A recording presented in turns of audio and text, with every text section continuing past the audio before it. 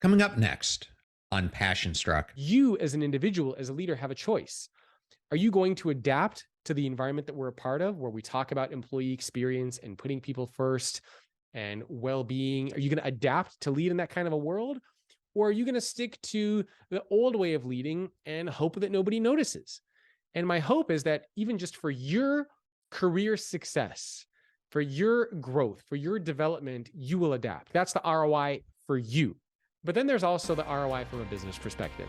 Welcome to Passion Struck. Hi, I'm your host, John R. Miles, and on the show, we decipher the secrets, tips, and guidance of the world's most inspiring people and turn their wisdom into practical advice for you and those around you. Our mission is to help you unlock the power of intentionality so that you can become the best version of yourself. If you're new to the show, I offer advice and answer listener questions on Fridays. We have long-form interviews the rest of the week with guests ranging from astronauts to authors, CEOs, creators, innovators, scientists, military leaders, visionaries, and athletes. Now, let's go out there and become Passion Struck.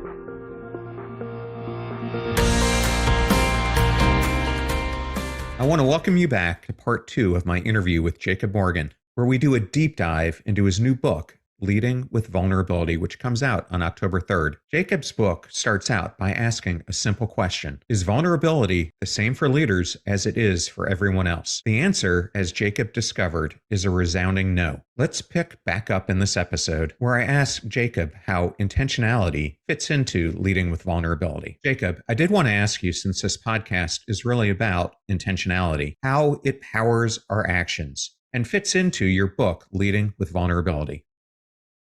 Well, intention is really doing things with purpose. So one of the frameworks that I have in the book is called the vulnerability wheel. And I won't go through all 5 of the elements unless you want me to, but it's really around how do you know if you should be vulnerable or be leading with vulnerability at work, right? What criteria? Do you just go up to people and start talking? Is there some kind of a shortcut or a checklist that you can use? And at the center of this vulnerability wheel, which is a series of concentric circles, is intention. And that is understanding why it is that you want to do or share whatever it is that you want to do or share. For example, if we're talking and in the back of my mind, I'm thinking, well, I should tell John about my family, or I should tell John about this time that I got beat up in college or whatever it is, right?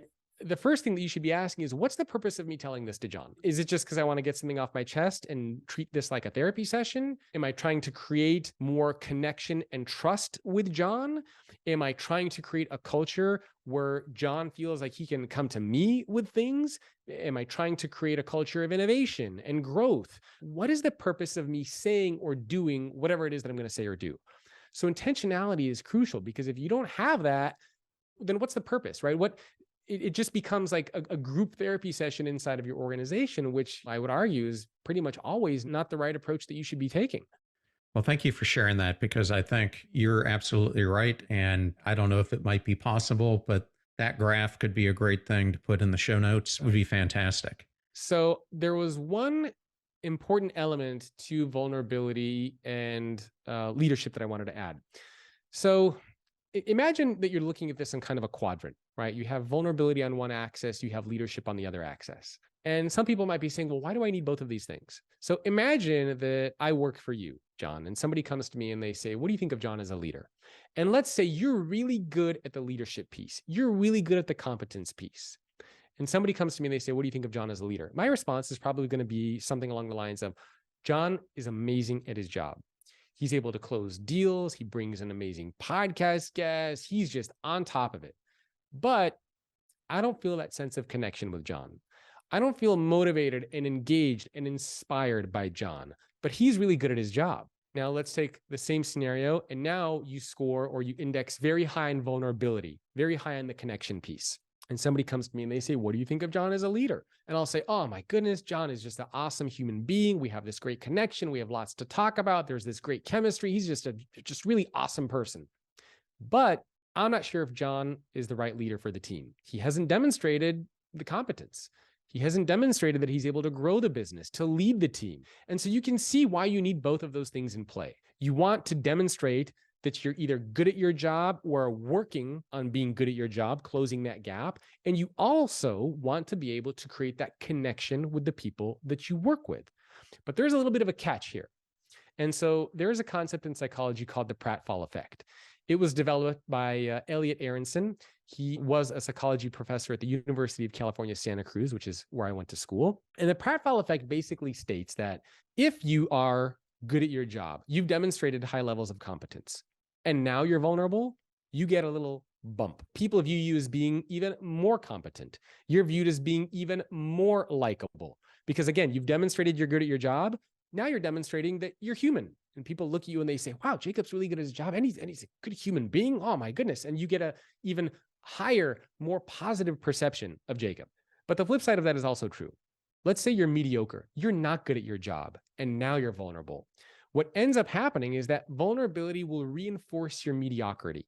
So if I'm just like a C player inside my company and I'm vulnerable, what's going to happen is everybody around me is going to say, yeah, that makes sense.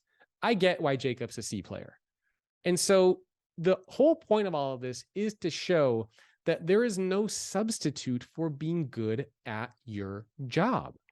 And now, again, this doesn't mean that you can't ask for help, but it means that you need to demonstrate that you yourself are trying to take that accountability, the intention to get better, to learn and grow. One CEO that I interviewed, Steve Bild from Smile Brands, gave me a great analogy. And he said that if you're in 6th grade math and you keep showing up to 6th grade asking about 4th grade math, eventually people are going to look at you and they're going to say, hey, Jacob, this is 6th grade. You keep asking about 4th grade math. Maybe you should go back down to 4th grade. However, let's say I'm in 6th grade math. I'm asking about 4th grade math, but now all of a sudden I say that I have a tutor after school. Now all of a sudden staying later to get help from the teacher. Now, instead of doing 10 homework problems a night, I'm turning in 20. I'm going to have a very different perception, right? Not only will I eventually catch up, but people are going to look at me. They're going to say, okay, we get it. Like Jacob's a little bit behind, but he's getting there and he will get there. So leadership plus vulnerability, not just vulnerability, is the most important message. Great. Well, thank you for sharing that, Jacob. And I actually wanted to take this down a different rabbit hole, and that is I wanted to discuss the commonalities that you and I learned have with each other. And as I was reading the preface for your book, I too had great-grandparents who immigrated from areas engulfed in World War II, similar to your parents. My fiance, whose family were Russian Jews, also fled and ended up in the United States. And the way you describe your father reminds me of my own father, whom I have never seen cry. I actually saw him. He was drilling into the wall when I was a young kid, and somehow it slipped and he went right through his hand and nothing. He just grabs it.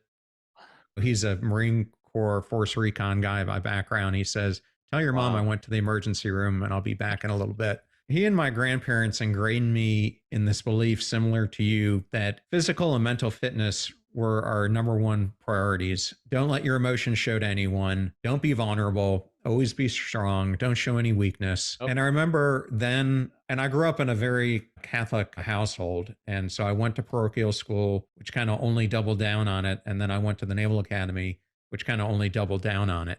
So I remember the early days of my career being in the military. And then when I went to Arthur Andersen and was a consultant, vulnerability was akin to a 4-letter word that you just didn't say. Oh, yeah. And I know you and I have similar backgrounds here. So can you share a little bit more about your personal story? Specifically, what happens to us, because it happened to me, when we try to stuff down our emotions and feelings for too long? It sounds like our parents would have been best friends. Yeah, it definitely sounds exactly like my dad. And getting back to what I alluded to earlier, so my parents came from the former USSR, the Republic of Georgia. And it's interesting because my mom always tried to model emotional vulnerability and openness. But as a young boy, I grew up watching my dad. And my dad was the exact opposite, right? Even to this day, there's not a lot that I know about my dad because he doesn't, I know some basics, obviously, but he doesn't like talking about his past.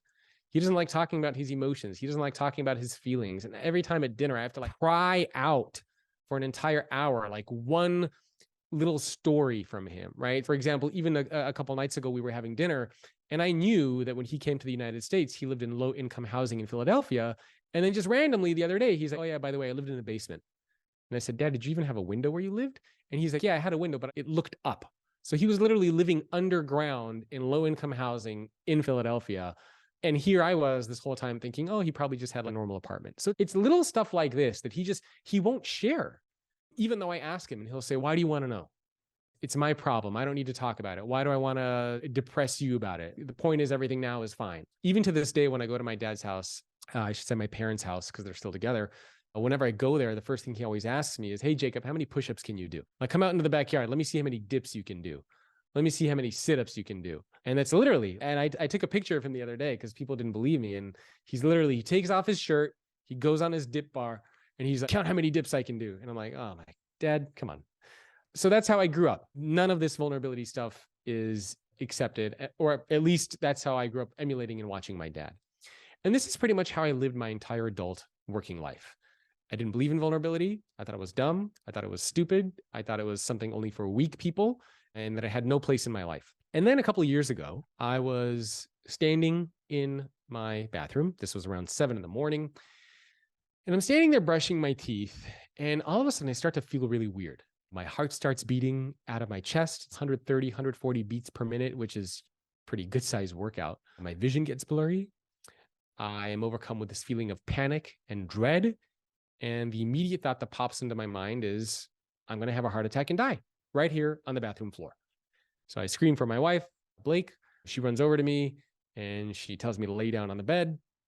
And as soon as I lay down on the bed, my body starts convulsing and twitching. If you've ever had the flu, you get shakes. So my body was just shaking. And this was in the middle of the pandemic. It was during the holidays. So I could not get an appointment to see a doctor. My wife drove me to urgent care. They were filled with COVID patients and they just looked at me and they're like, sir, are you going to die? I'm like, I don't know. I'm like keeled over on the reception desk. And they just look at me like, we got COVID patients that are more serious. So I'm sitting there freaking out. I can't see a doctor. This is going on for a couple of days. Finally, I get in to go see a doctor and they do a scan. They do an EKG scan. They look at me and they're like, yeah, you're totally fine. You're healthy. Your heart is fantastic. And I'm really into fitness and eating healthy. So they tell me everything's fine and you're great. And then the doctor looks at me and she's, well, you might want to go see a different kind of a doctor, pointing to her head as if I should go see a therapist. And I'm sitting there thinking, oh, you got to be kidding me. This is how I'm going to go down, is talking to a therapist. What a joke. Of course, I see a therapist. We do a couple sessions together. And then it became very clear what was causing these panic attacks. And what was causing these panic attacks was the fact that I had just signed a contract to write a book about vulnerability, even though I did not believe in vulnerability. And my brain and my body and soul and heart were just, what did you just do? What did you just sign us up for? Like, you don't believe in any of this stuff. You're not vulnerable. And now you're going to spend the next 2 years writing about vulnerability. Are you out of your mind? And so my body taught me what it thought of my decision to write this book. That's a good reason for why people should grab it. I literally had a panic attack writing this freaking thing. And thankfully I haven't had them since, but it was a very important and pivotal lesson for me. And it's funny because as I was interviewing CEOs for the book, a couple of them have also shared that they have had panic attacks. I asked members of my team, and we have around 10 people, and I said, have any of you ever had panic attacks? And 4 of them said that they have. So this is actually, I think, a far more common occurrence than we think, but we just don't talk about it. So I'm happy to talk about it because I think it was a very life-changing moment for me.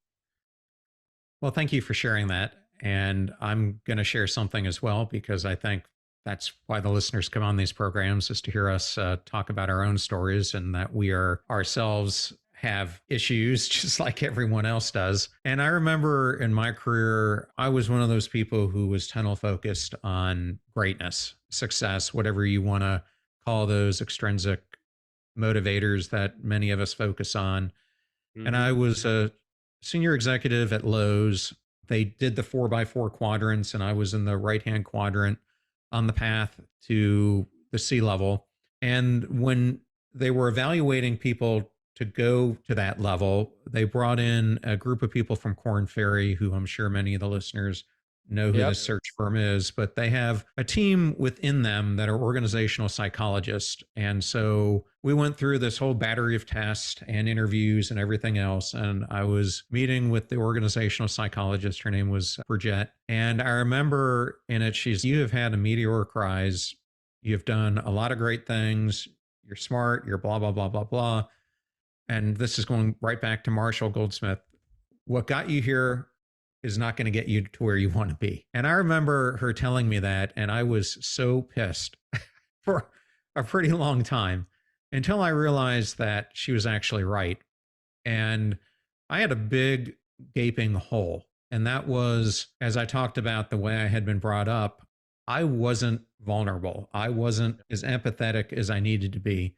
And it was a huge weakness for, as I got more senior, the important things for when you're trying to influence people in politics and be a better leader. So I've had to shift my approach from that a lot. And over the years, a ton has changed. And now vulnerability is viewed as this crucial skill for people leading through change. You outline in the book, creating trust and unlocking the potential of others. And I think it's so interesting how these things come about. And one of the stories that you shared in the book was that of CFO of Waste Management. I believe he's the CEO now. And it was a specific event when he was trying to negotiate the sale of the business to private equity. Can you share what happened and how it was actually vulnerability in action for someone who, honestly, I didn't take it that they had a lot of vulnerability up until that moment? Yeah, it's an interesting story. So this is Jim Fish, who's the CEO of Waste Management. I think they have around 50,000 employees. And so he's one of the 100 CEOs that I interviewed, and he was sharing this story with me. So his mom was sick, and this was in Austin, I believe, and he had to go to New York to negotiate a big private equity deal with some of the world's toughest lawyers and sharks and people who were basically there to rip his head off. And so he knew his mom was sick, and he's, "No, mom, I want to stay with you." And she's, "Don't worry about it. I'm fine. Go do what you need to do. I'll be here when I get back." So he goes over to New York. He's in the middle of kind of this negotiating deal, and then he gets a call. And I believe he got the call from his sister. And she called once, she called twice, she called a couple of times. And finally, Jim, "Excuse me, I have to step out." And he goes to step outside. He picks up the phone, and his sister basically tells him, "Mom passed away." And so Jim takes a couple minutes there, and he's just devastated, right? He's distraught. He's just trying to pull himself together. And he goes back into the negotiating room, and he's visibly upset. You could tell that something bad happened. And the people look at him and they talk about what happened. Should we push the negotiating for later? And he's, "No, it's okay. Let's get through it." But what ended up happening is for the next like 10, 20 minutes, everybody in the room stopped talking about negotiating and they started talking about their families, their moms, their dads, the impact that they had, the role that they had. And everybody gave their condolences to Jim and really supported him and made him feel good. And so the deal was done. What I talked to Jim about is what happened in this situation. He said, "Well, the fact that I was open and sharing, and the fact that I received," so a lot of people don't understand this or they forget this, but being able to receive somebody's sympathy or even a compliment or something like that is an act of vulnerability. Right. So if somebody says to you, "Hey, I'm really sorry that it happened to you. Like, I know how you feel," or if somebody even praises you, being able to genuinely allow that to hit you is a sign of vulnerability because you have to show that emotion, how much it means to you, how much you appreciate it, or how much something hurts you. And what was interesting is after this negotiating deal was done, so a few things. Jim said that, first of all, this moment of vulnerability allowed them to get through the negotiating process much easier. They didn't focus as much on certain sticking points because they realized that really what matters most in life is family and friends and community. And this deal, although it was important, it shifted their mental perspective and the lens at which they came at this from. And then after the deal was done, Jim gets a call from the principal at the private equity firm, one of the most senior people who are there. He said the fact that Jim allowed others to give their empathy and their sympathy, and that he was accepting of that and embraced that, created a very high level of trust. And because of that high level of trust, it's what allowed them to come to the table together, to make the deal even happen. And so it's a very interesting story of how vulnerability can be a powerful, I don't want to call it a tool, but a powerful attribute, a powerful quality that can create that trust. Because again, keep in mind, he's negotiating with the toughest lawyers in private equity, the people who are there to just rip his head off and like chew his bones. And because of this moment of vulnerability, it shifted and changed the perspective in the room.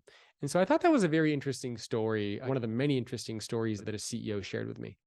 Well, I want to talk about another one that you bring up, and this is in chapter 7, which is titled Thick Skin But Not Armor. Mm. And I think there is an assumption that armoring up means not showing emotion. Can you discuss this through the story of Penny Pennington, the managing partner of Edward Jones Investments, and why it's not entirely true? Yes. Man, you're really testing me here with all the quotes and the stories here, huh? So Penny Pennington, she's a fantastic CEO. Their title is managing partner, Edward Jones financial firm. I think they also have like 50 or 60,000 employees. It's a huge company. So a lot of people, to your point, think that armoring up means not showing emotion, right? We talk about this a lot. But armoring up doesn't just mean not showing emotion. It also means just avoiding the situations to begin with, right? Gaslighting people, shutting them down, not wanting to have the conversations, not wanting to even step in the room, not acknowledging anything. That's also a sign of armoring up. So it's not just you're having the conversations and you're just stoic there, but you just avoid everything altogether. And they can either, again, avoid the difficult conversations, avoid the people, they use power or their authority to push things by. And it's not a very healthy approach. Thick skin, on the other hand, means that you actually go to have the conversations. You participate in these conversations. But it also means that you don't necessarily take it personally. You can be objective. You can still show up and have these conversations, but you do so with an open mind, with an open heart, with an open perspective. And that's really what thick skin is about. And the analogy that I use in the book is with football. So bad leaders never take any of the hits because they never want to show up on the field to begin with. But the great leaders who have thick skin, they show up on the field and they take the hits. They're comfortable taking the hits. That's what having thick skin is about. And so when we talk about Penny Pennington, she gave me this quote, and I can actually read the quote because I have it here in front of me. She said, "I have at different points in my life felt that armoring up and putting up a facade of strength and invulnerability and knowing all the answers was the right thing to do. But upon reflection and living that way, what I found was that I wasn't happy. It takes a lot of energy to armor up. You also don't release yourself fully to creativity and to joy and to being a part of a learning journey. And as a leader, when you armor up, you also send a signal to everyone around you that they ought to armor up too." And I love that story because, in that quote, and she's featured several times in the book, because I acknowledge that there's never been a harder time to be a leader. If you look at just what's going on in the world, whether you look at cancel culture, whether you look at being scared to speak up, whether you look at the geopolitical climate, whether you look at the economy, like it's hard. It's really hard now to be a leader. And so we're constantly being scrutinized. Our approaches, our leadership styles are constantly being picked apart, being analyzed, being critiqued. And we're also being expected to take a stance on various issues, which can also make it very hard for us to be a leader. And I acknowledge that it's difficult to be a leader, but showing up and having that thick skin means that you're willing to participate in those tough conversations. You can handle the feedback, you can handle the criticism. And at the end of the day, you focus on what can be learned, right? You focus on what can be learned, how you can grow together, how you can build a team. I think that's really the best approach that we should be taking inside of our organizations. So don't avoid the conversations altogether. Show up to the conversations. Be okay taking the hits. I think that's an important part of being a leader. Obviously, I don't want to go through the whole book with you, but there are some things We can go through the whole thing that I want listeners to understand would be valuable for them in the book. One of the things Jacob breaks down is how you break leadership stereotypes. Another thing he does is he goes through the 10 vulnerability signs and how to apply them in your life. One of the chapters I liked was titled The Sprinter and the Gymnast. I thought it was interesting because I was Division I athlete and competed in cross country and track, but I thought it was a really profound way to explain the difference between subjectivity and objectivity and how we view things. Because if you think about it, and maybe you can tell the story, those two different sports have completely different ways of being evaluated. Yeah, completely. And so there are a couple of really cool stories in the book. And you think of objective and subjective sports, right? An objective sport is something like sprinting, where it's very clear who the winner is. It's the first person to cross the finish line. So the gun goes off, everybody runs, you cross the finish line. There's no debate on who the winner is. But then you take a look at something like gymnastics. And gymnastics is a very subjective sport because not only are you trying to execute on the technical aspects of your routine, but you're also being judged, right? That's why they're judges. You're being judged. In a lot of objective sports, you don't have judges. And it's actually funny that we call them that, right? You are being judged. You're being evaluated. Our opinions make a difference. And so there was a psychologist by the name of Thomas Gilovich. He's one of the people I interviewed for the book. And he spent a lot of time interviewing athletes who have competed in both types of sports, things like sprinting and then things like gymnastics. And he found without question that when people feel most anxious and nervous is when they compete in subjective sports, where you have to be thinking about what's going into the minds of the judges. And the reason why this is so important is because vulnerability is a subjective sport. Vulnerability, there's no objective reality. There's no scoring mechanism, right? We're human beings. Sometimes things might get misconstrued. Sometimes things might get taken the wrong way. And the whole point of this chapter of the book is to say that there's a very simple technique that you can use to make sure that when you share or do something, that it gets taken in the right way. And I've had so many of these types of situations, right? And you probably have as well, whether it's at work or outside of work. But you say or do something with good intention, whether it's vulnerability or whatever it might be. And then you can tell that after you say or do it, the other person, like the mood changes. They become either angry or quiet. And what I say come off the wrong way. And this technique is just simply called the follow-up, right? The follow-up. Again, there have been many times in my life, especially with family and friends, even fairly recently, where I would say something or do something, and I could tell that the other person that I'm saying this to is not receiving it in the way that I had intended. Maybe it's a compliment, but the way that I said it, they're taking it as an insult. Maybe we're making plans for something, but the way I talked about making plans, they thought I was either canceling plans or not wanting to hang out with them. And so frequently what I have to do is follow up. If you can tell that it's not being received in the right way, hey, I just wanted to make sure I noticed that after I shared this or after I did this, the mood changed. I just want to make sure that you got this in the right way. How did you interpret what I just said? Or what did you think that I meant when I said this? And the simple idea of the follow-up is what allows you to make sure that you can try to improve going forward. And this is very good, whether, again, it's interpersonal relationships or work relationships. But you have to remember that in sports, you don't get that follow-up. In sports, you do your routine and it's done. You race and it's over. In life, you have the luxury of being able to follow up. Just because you say something or do something doesn't mean that's it for all eternity. You can follow up, you can clarify, you can fix, you can try to improve. And so this is a very important thing for us to remember because so many of us are scared to do this. We'll say something, we'll do something, the other person might not take it the right way, and then we stop. And then we just go tell our friends or our significant others, we'll say, wow, I said this and my friend took it like this. Wow, they're such a jerk. And I always say, well, why don't you check in with them? Maybe they just didn't understand what you were saying. Maybe they just took it the wrong way. So use this power of the follow-up to make sure that your message, that what you're saying, whether it's vulnerability or anything else, gets taken and understood the way that you want it to get taken and understood. And the last question I wanted to ask is, how can listeners, regardless of what level they're at, benefit from understanding and applying the principles of leading with vulnerability in their daily lives? Oh my goodness.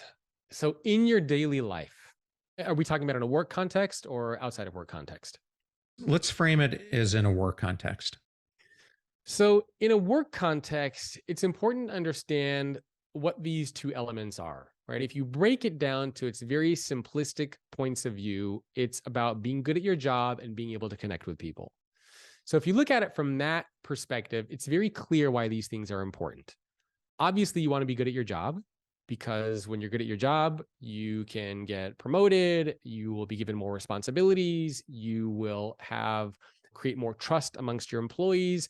Like, it's very clear why you want to be good at your job. I don't think anybody ever shows up to work and says, well, why do I need to be good at my job? Well, because if not, you're going to get fired. And the connection piece is also important, right? Why do you want to create that sense of connection with the employees that you work with?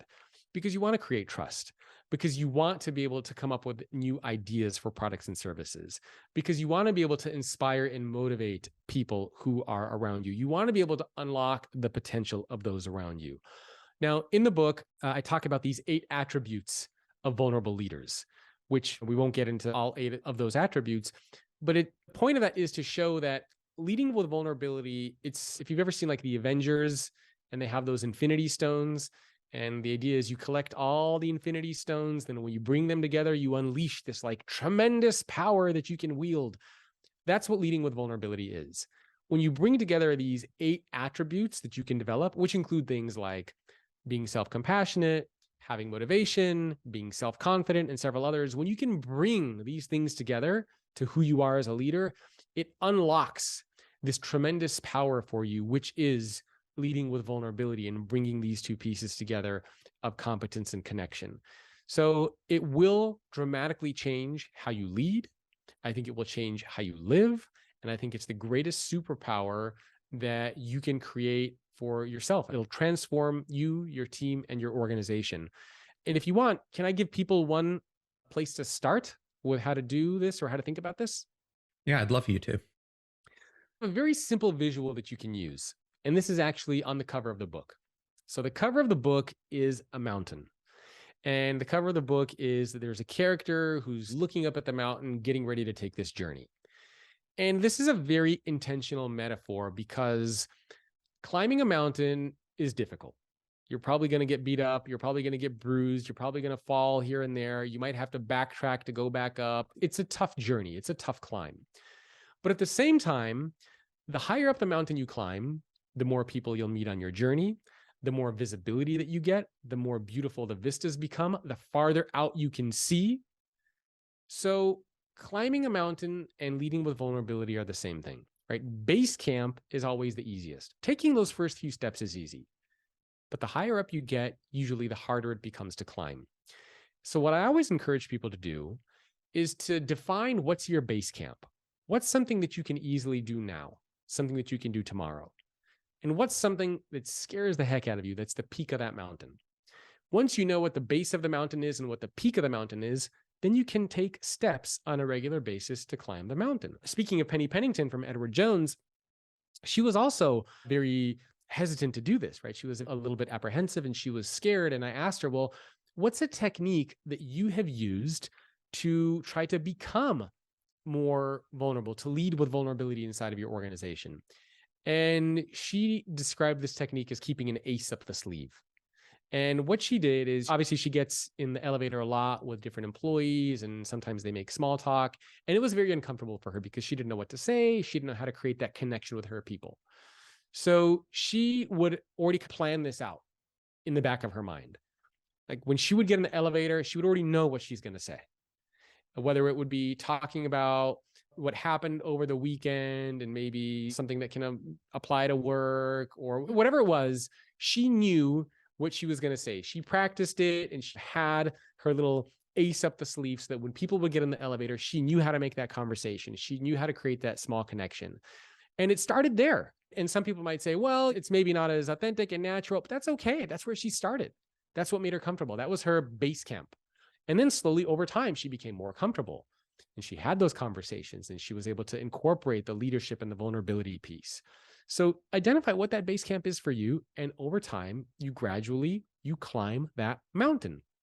And I think what people will find is that as they climb that mountain, they're going to see tremendous transformation in their lives and in everybody around them. And one CEO who has been practicing this and doing this is Deb Cupp, and she is the president of Microsoft in North America. And in the book, she's the CEO that I wrap up this section with this quote. And can I just read one sentence of what she said? Yeah, sure. Okay. I won't read the whole quote because it's a paragraph, but she basically said that climbing the mountain is an ongoing journey filled with plenty of bumps and bruises along the way. It's a journey that every good leader signs up for when they agree to be responsible for others. It's hard work, but you, your team, and your organization deserve it. And I loved that quote from her because I think it very accurately sums up and summarizes why you should be climbing that mountain. So I hope everybody does. And I hope that I'll be seeing everybody on that vulnerability mountain. I love that we're ending on that. And Jacob, you mentioned it earlier on the podcast. Can you give the link where people can purchase the book, and then maybe a link where people can get an understanding of the other books that you've written as well? Yeah, there are a couple places where people can either connect with me or learn more. So we created a special URL for the book, which is leadwithvulnerability.com. And then for people who do order a book, send me an email to bonus@thefutureorganization.com, because if you do that, then I will send you 5 of the CEO interviews that I did, including with Jeff Immel, former CEO of GE, Doug Parker from American Airlines, Penny Pennington, and several others. So I'll send you that hour-long conversation, audio and video, that you can listen to it and hear with your own ears and see with your own eyes what that conversation was like. We created a Substack fairly recently, which is where we're archiving a lot of these podcasts and conversations. So if people want to go there, it's greatleadership.substack.com. My personal website, where all the books are listed, is thefutureorganization.com. And I can also give people my email if they have any questions or want to follow up. And that is jacob@thefutureorganization.com. Great. Well, Jacob, it was such an honor to have you on today. And we just touched the tip of the mountain, you could say, as to what's in this book. So I highly encourage the listeners to go out there and buy a copy. Thank you so much. This was one of my favorite conversations to date. So I appreciate the time, the effort, the energy, you reaching out, having me on your show. It's been fantastic. So thank you. Oh, you're welcome. It was pleasure was mine, and the honor was mine. I thoroughly enjoyed that interview with Jacob Morgan, and I wanted to thank Jacob and Wiley for the honor and privilege of having him appear on the show. You're about to hear a preview of the Passion Struck podcast interview that I did with Laura Numeroff, who for over 4 decades has captivated young readers and captivated countless imaginations with her beloved If You Give series, as well as other enchanting tales. But Laura's impact goes far beyond her enchanting stories. She has become a beacon of inspiration through her philanthropic endeavors and her unwavering commitment to make a difference in the lives of others. When I was 8 years old, I did want to become a children's author. I didn't really pay attention to my gut because I wanted to be like my sister, which wasn't authentic. I hate that word, but it's true. Everybody talks about your true self, your authentic self. And obviously, that's what it came back to, is what was in my heart, what was in my gut that I wanted to do. It's so true that if you have a passion and you love it, I'm very lucky to be one of the few people who get to make a living as an author. The fee for this show is that you share it with family or friends when you find something useful or interesting. If you know someone who needs to understand how to lead with vulnerability, then please share Jacob's episode today with those that you love and care about. The greatest compliment that you can give us is to share this show. In the meantime, do your best to apply what you hear on the show so that you can live what you listen. Now, go out there and become passion struck.